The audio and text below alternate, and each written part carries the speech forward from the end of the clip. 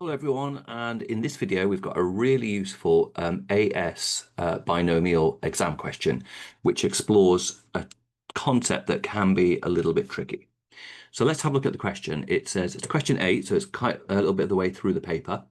It says, given that one of the terms in the binomial expansion of g of x is equal to 34025, find the value of a. Now, the first thing to note is that fortunately, in the formula booklet, we're given the binomial expansion, which is really helpful. In fact, we're given both versions of the binomial. This top one is for year 12, and this one here is for year 13. This one only works, notice, for natural numbers, which is counting numbers, okay? So in other words, we're talking like 1, 2, 3, 4, 5, 6, and so on. However, in year 13, the idea gets expanded to real numbers. So it can be negative and it can be fractional and so on, okay? So, but in year 12, it's just natural numbers. So let's have a look. We're given the formula. So there's two approaches we can do here. I'm going to show you the most difficult way first and then the superior way second. So the first way we can approach this is by expanding the binomial until we get to the term that we want in that has an x to the 5. So we start off following the formula. So we go 2 to the power 8, and then we've got 8 choose 1, 2 to the 7, ax to the 1, then 8 choose 2, the power goes down by 1, that power goes up, that power goes down, that power goes up, that power goes down, and you keep on going until you get to the term in question, okay? Now that's a little bit annoying because it's quite a waste of time having to generate all of those terms first. And I think that they know that in this question. They've purposely chosen a power of x that's further through the expansion. So it's perfectly permissible. You can do it that way, but it just does take a little bit of time to do the expansion. Now, a better way is to recognize the pattern of what's going on here. And the pattern of what's going on is, you'll notice, it'd be much more convenient if we could just write down this term straight away. And the way to do that is notice that when we've got x to the power of 5 here, that matches the 5 in the 8 choose 5. So once you know that, you've got the information just to write this term down straight away. You don't need to generate the entire sequence first. Because you can say to yourself, ax to the power 5, right, I know that these two powers have to add up to make 8 in this case, because it's to the power of 8. So therefore, this has to be 3. And I know that this matches that. So it must be 8 choose 5. And with that information, you don't have to generate the whole expansion. You can write down the term in question straight away, which is going to save you some time in the exam. Then we just work out what it is. So we just go to our calculator, work out what 8 choose 5 is, 56, work out 2 cubed, and ax to the 5 is a to the 5, x to the 5.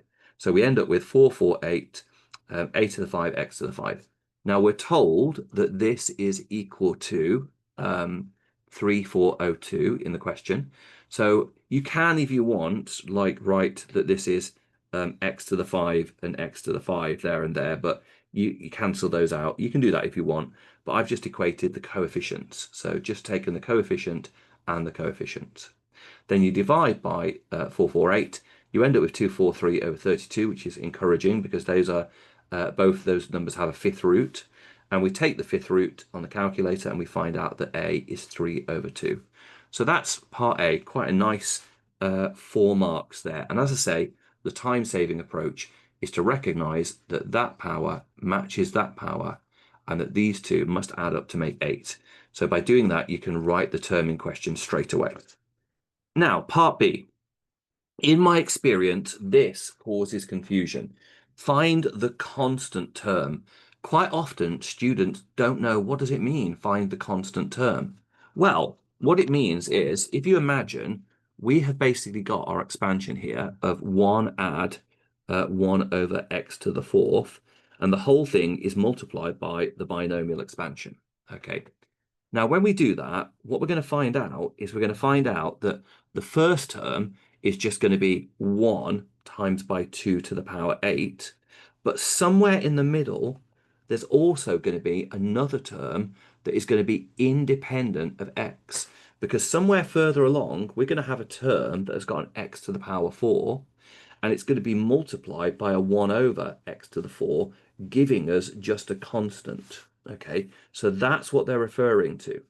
Somewhere in the middle of this expansion, there will be a term where the x to the 4th cancels with that 1 over x to the 4th, giving us a constant. And these two constants combined will be the constant term in the expansion.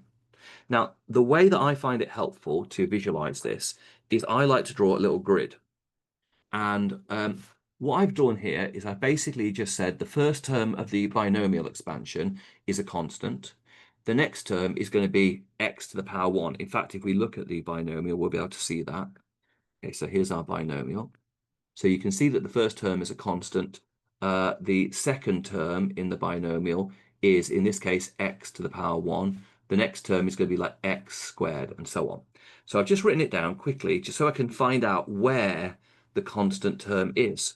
So I know the first term is just a constant in the binomial. The second term is a power of x. Second one is x squared, x cubed, x to the 4th, x to the 5, x to the 6, and so on. And then we're timesing the whole thing by 1 add 1 over x to the 4th. So this is my 1 add 1 over x to the 4th. And with this grid, I can identify where the terms are.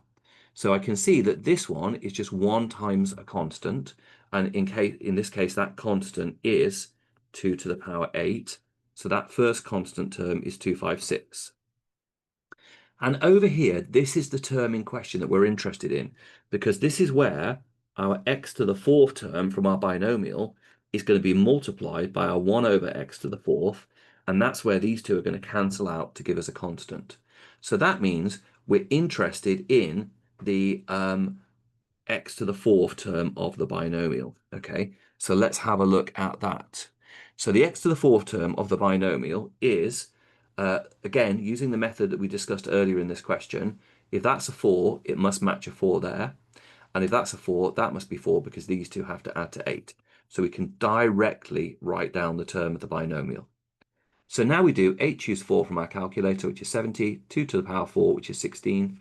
And then we've got, when we expand that bracket, we get a to the 4th, x to the 4th. Okay. Now remember that in the question, this whole thing is times by 1 over x to the 4th. Okay. So it's times by 1 over x to the 4th.